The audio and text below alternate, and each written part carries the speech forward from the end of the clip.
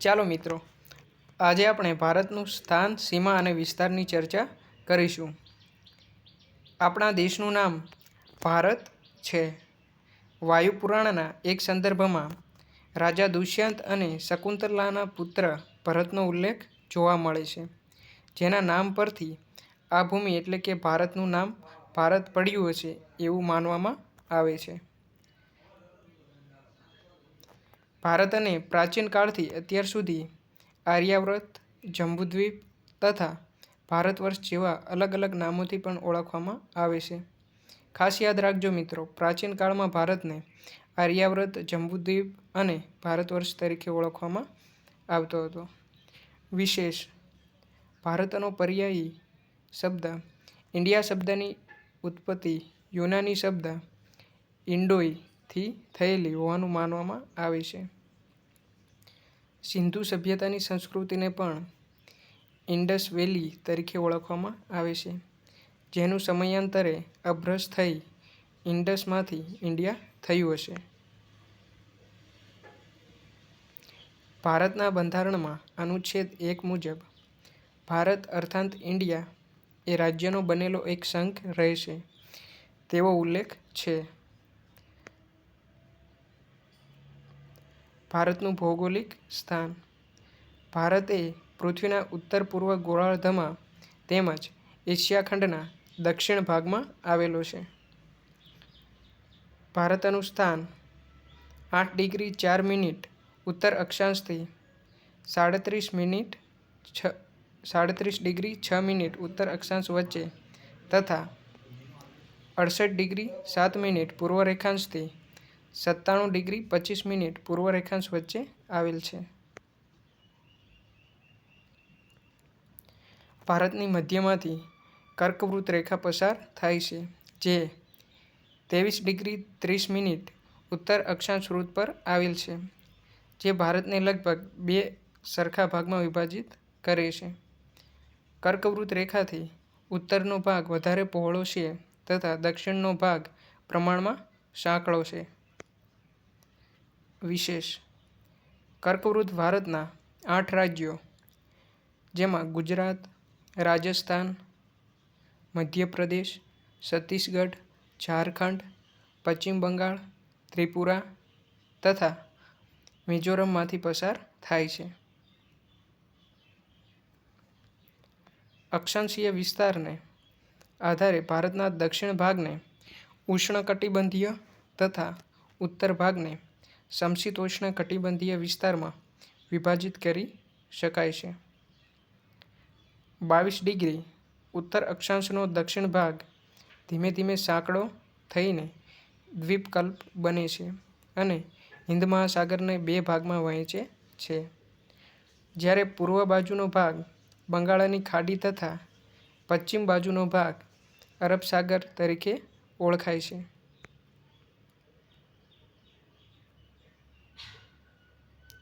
પ્રત્યેક એક રેખાંશે સ્થાનિક સમયમાં 4 મિનિટનું અંતર હોય છે.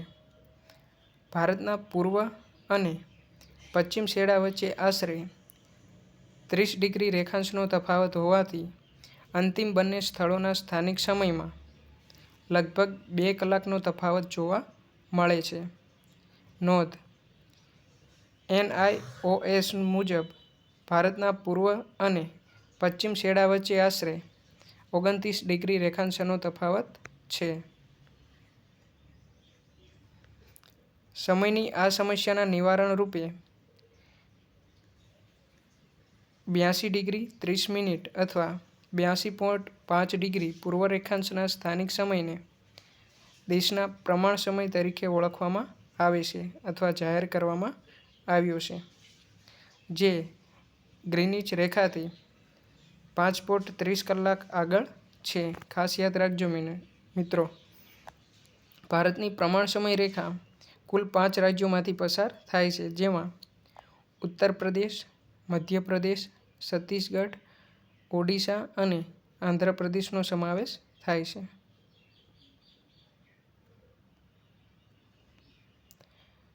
કર્કવૃત અને ભારતની પ્રમાણ સમય રેખા છત્તીસગઢ રાજ્યના કોરિયા જિલ્લામાં એકબીજાને ઓળંગે છે. કર્કવૃત અને ભારતની પ્રમાણ સમય રેખા કયા રાજ્યમાં એકબીજાને ઓળંગે છે? તો છત્તીસગઢના કોરિયા જિલ્લામાં. આ રેખા ઉત્તર પ્રદેશના મિર્ઝાપુર એટલે કે પ્રયાગરાજ પાસેથી પસાર થાય છે. વિશેષ: ફ્રાન્સમાં 12, રશિયામાં 11, બ્રિટનમાં 9, કેનેડામાં 6 અને અમેરિકામાં 6 પ્રમાણ સમય રેખા છે. ભારતમાં સૌપ્રથમ સૂર્યોદય અરુણાચલ પ્રદેશના વાલાંગુમાં થાય છે, જ્યારે સૌથી છેલ્લે સૂર્યાસ્ત ગુજરાતમાં કચ્છના સિકરી ખાતે થાય છે. ભારતનું ક્ષેત્રફળ અને સીમા. ભારતનું કુલ ક્ષેત્રફળ લગભગ 32,87,263 ચોરસ કિમી છે, જે પૃથ્વીના કુલ ભૌગોલિક ક્ષેત્રફળના 2.42% વિસ્તાર ધરાવે છે. ભારત ક્ષેત્રફળના આધારે રશિયા, કેનેડા, USA, ચીન, બ્રાઝીલ અને ઓસ્ટ્રેલિયા બાદ ભારત વિશ્વનો 7મો અને એશિયાનો બીજો સૌથી મોટો દેશ છે. ભારતની ઉત્તરે લદ્દાખથી દક્ષિણમાં કન્યાકુમારી, તમિલનાડુ સુધીની લંબાઈ 3,214 કિમી છે. પૂર્વમાં અરુણાચલ પ્રદેશથી પશ્ચિમમાં ગુજરાત સુધી તેની લંબાઈ 2,933 કિમી છે. એટલે કે ઉત્તરથી દક્ષિણની લંબાઈ વધારે અને પૂર્વથી પશ્ચિમની લંબાઈ ઓછી જોવા મળે છે. વર્તમાન ભારતમાં 28 રાજ્યો અને 8 કેન્દ્રશાસિત પ્રદેશો આવેલા છે. ભારતની કુલ સ્થલીય સીમા એટલે કે જમીન સીમા 15,200 ચોરસ કિમી છે. ભારતની કુલ દરિયાઈ સીમા અંદમાન નિકોબાર તથા લક્ષદ્વીપ સહિત 7,516.06 કિમી છે. જેમાં મુખ્ય ભૂમિની વાત કરીએ અને અંદમાન નિકોબાર અને લક્ષદ્વીપને ધ્યાનમાં ન લેવામાં આવે તો 6100 કિમી લાંબી દરિયાઈ સીમા ધરાવે છે. ભારત 3 બાજુથી મહાસાગરોથી ઘેરાયેલો છે, જેમાં પૂર્વ તરફ જોવા જઈએ તો બંગાળની ખાડી તથા પશ્ચિમમાં અરબ સાગર અને દક્ષિણ તરફ હિંદ મહાસાગર આવેલ છે. ભારતની પ્રાદેશિક સીમા સમુદ્રમાં 12 નોટિકલ માઇલ એટલે કે 21.9 કિમી સુધી ફેલાયેલી છે. વિશેષ: એક સ્ટાન્ડર્ડ માઇલ એટલે અંદાજિત 1.6 કિમી, એક નોટિકલ માઇલ એટલે અંદાજિત 1.8 કિમી, એક ફેથમ એટલે 6 ફૂટ થાય છે. ભારતના પડોશી દેશો. ભારતની જમીન સીમા ઉત્તર પશ્ચિમમાં પાકિસ્તાન સાથે અને અફઘાનિસ્તાન સાથે અને ઉત્તર પૂર્વમાં ચીન, નેપાળ અને ભૂતાન દેશ સાથે છે, જ્યારે પૂર્વમાં મ્યાનમાર અને બાંગ્લાદેશ સાથે જોડાયેલી છે.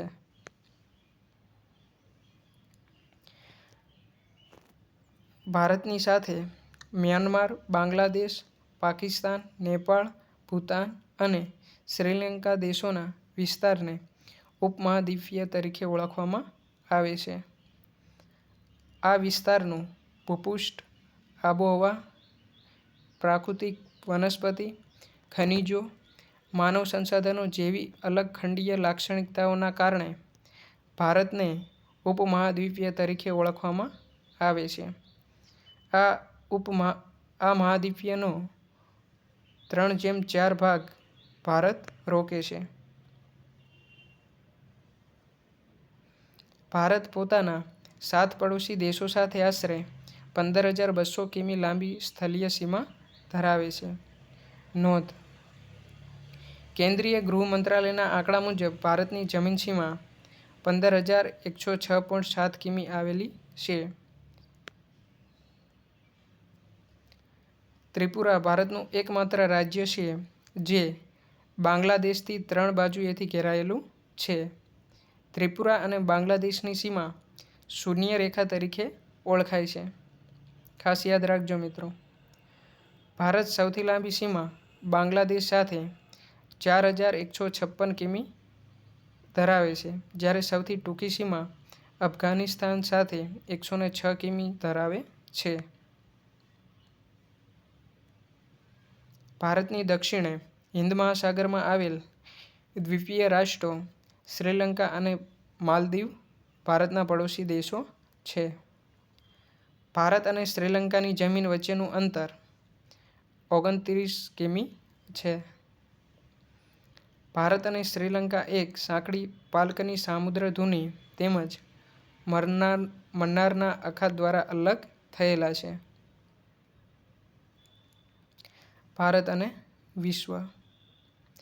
સમગ્ર વિશ્વમાં ભારત એકમાત્ર એવો દેશ છે જેના નામ પરથી મહાસાગરનું નામ રાખવામાં આવ્યું છે. હિન્દ મહાસાગરમાં ભારત જેટલી લાંબી દરિયાઈ સીમા અન્ય કોઈ દેશ ધરાવતો નથી. પૂર્વ આફ્રિકા, પશ્ચિમ એશિયા, દક્ષિણ એશિયા તથા દક્ષિણ પૂર્વ એશિયાના દેશોની સાથે સમુદ્ર માર્ગો દ્વારા ભારતનો સંબંધ પ્રાચીન કાળથી રહ્યો છે.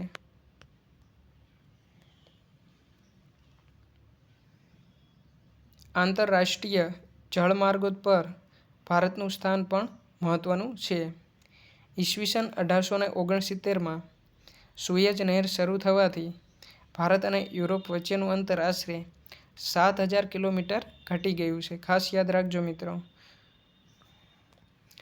ભારતની દક્ષિણ તરફ હિન્દ મહાસાગર આવેલ છે, જ્યાંથી સુએઝ નહેરથી પસાર થતો તથા દક્ષિણ આફ્રિકાથી પસાર થતો જળમાર્ગ ભારતને મળે છે. આને કારણે યુરોપ અને પૂર્વ તથા દક્ષિણ પૂર્વ એશિયા અને ઓસ્ટ્રેલિયા એકબીજા સાથે જોડાઈ જાય છે. તેમજ એ જ માર્ગ દ્વારા ઇન્ડોનેશિયાની મલાક્કા સામુદ્રધુની થઈને પેસિફિક મહાસાગર પસાર કરીને કેનેડા તથા યુએસ પહોંચી શકાય છે.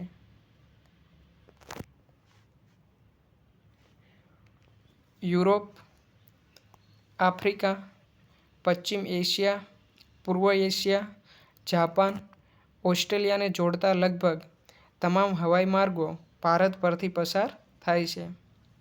વિશેષ: ભારતના 9 રાજ્યો અને 4 કેન્દ્રશાસિત પ્રદેશો દરિયા કિનારો ધરાવે છે.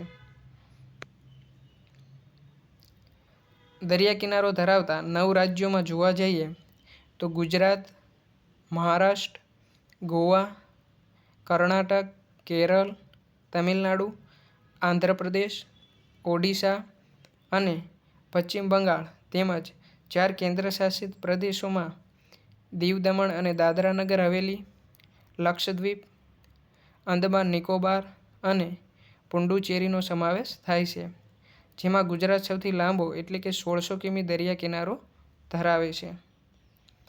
ભારત સાથે 7 પડોશી સમુદ્રી સીમા ધરાવે છે. 7 સમુદ્રી દેશો સીમા ધરાવે છે: Pakistan, Myanmar, Bangladesh, Indonesia, Thailand, Sri Lanka અને માલદીવ. જેમાંથી પાકિસ્તાન, મ્યાનમાર અને બાંગ્લાદેશ ભારતની સ્થલીય સીમા એટલે કે જમીન સીમા અને જળ સીમા બંને ધરાવે છે. ખાસ યાદ રાખજો મિત્રો. ભારતના 5 રાજ્યો હરિયાણા, છત્તીસગઢ, તેલંગાણા, મધ્યપ્રદેશ અને ઝારખંડ તેમજ 2 કેન્દ્રશાસિત પ્રદેશ દિલ્હી અને ચંદીગઢની સરહદ આંતરરાષ્ટ્રીય સીમા કે દરિયાઈ સીમાને સ્પર્શતી નથી. કેટલા રાજ્યો? તો કે 5 રાજ્યો અને 2 કેન્દ્રશાસિત પ્રદેશો જેની સીમા એટલે કે સરહદ આંતરરાષ્ટ્રીય સીમા કે કોઈ દરિયાઈ સીમાને સ્પર્શતી નથી.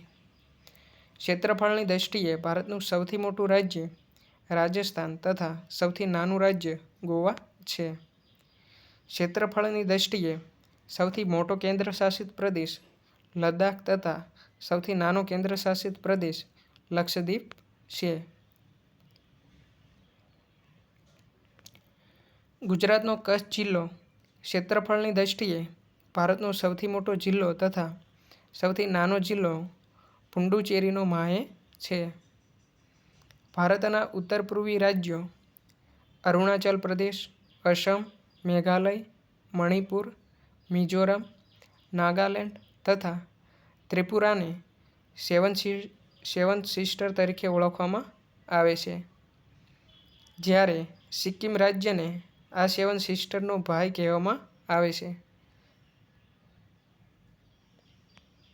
ભારતમાં પશ્ચિમ બંગાળ એકમાત્ર એવું રાજ્ય છે જે હિમાલય, જમીનસીમા, દરિયાસીમા અને આંતરરાષ્ટ્રીય સરહદ બાંગ્લાદેશ સાથે ધરાવે છે.